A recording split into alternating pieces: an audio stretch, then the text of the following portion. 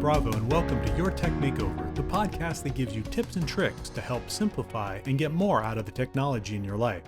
Today we're talking more about passwords and password managers. In part 1 of my podcast about passwords, we talked about what makes a good password. But what if you just have too many to remember? For the almost 1,300 passwords I manage, there are only a few that I know by heart. I can easily recall the ones that I use all the time, like my computer password, my email password, and some websites I visit often. There are others I know because I've reused a base password and added some letters or numbers to the beginning or end, or maybe even a special character to make it more secure. But with so many passwords, how do I manage them all? Stepping back, there are several ways to do this. If you're all into the Apple products, you could use iCloud Keychain to securely store your passwords across all your Apple devices. If you only use Chrome and Android phones, you could have Chrome save the passwords for you. The downside of both of these solutions is that you're limited to just website passwords, and if you use multiple types of devices or browsers, it can become unwieldy to keep everything organized. Because of this, and multiple devices and browsers, and if you need to securely secure more information than just the usernames and passwords like I do, I've come to rely on password management software to keep track of the information, and this way I know they're secure. Personally, I use LastPass to manage my passwords. There are free, premium, family, and enterprise versions, all of which offer some pretty cool features, including the ability to keep passwords with you on your mobile app and securely share them. There are plenty of other password managers available as well. All have similar features, basically do the same thing. There are some that are better to operate in certain operating systems than others, and some don't have desktop versions. So if you're interested in a password management software, you should do some research, make sure it does what you want it to do, and I'll do my best to provide some links in the notes section of this podcast for you to evaluate. So how do they work? In general, they are nothing more than fancy databases, very secure databases at that. You create an account, you generate a master password key, which I'll talk about more in a minute, and you enter the information you want to store. If the software you picked is internet connected, it will securely sync the information so that the information is available across all your devices.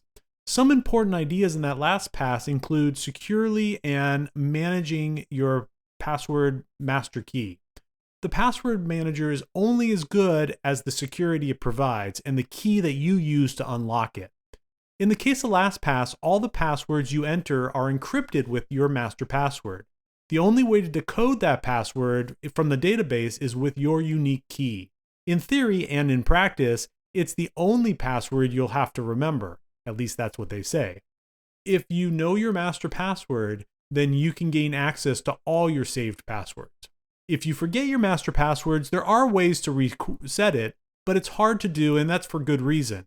If it's keeping all of your passwords safe, you wouldn't want to make it easy to reset it. In my case, my master password is a 6-word movie quote phrase that has both capital letters and punctuations and even some spaces.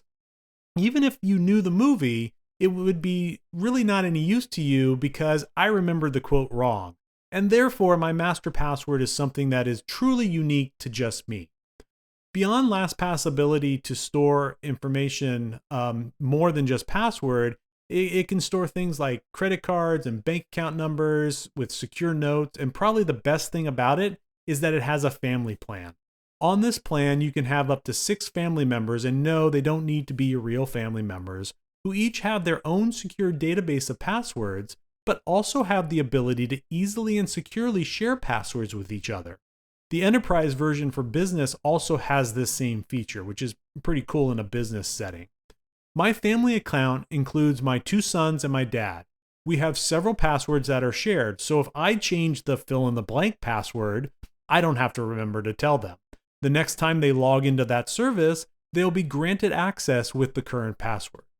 Additionally, we've given each other secure emergency access, which is another feature of the plan, of the family plan, which allows for access to the entire database of passwords in an emergency. We've set all of ours with a time delay of a few hours, which allows for cancellation if if something weird is going on with that request. It's a great insurance policy so that if any of us needs access to all our passwords, we can have it if we ever needed it. Most password managers come with the ability to suggest good passwords too. You can set the number of characters, if the password is readable, like not including capital O's or zeros and capital L's and ones, so that they don't look confusing if you ever had to type them in. But of course, if you're automatically saving them into your database, you won't need to do that. So, are your passwords secure? Let me know how you're doing. And as always, if you have an idea for a topic that you'd like me to cover, please feel free to contact me via email to frank@yourtechmakeover.com.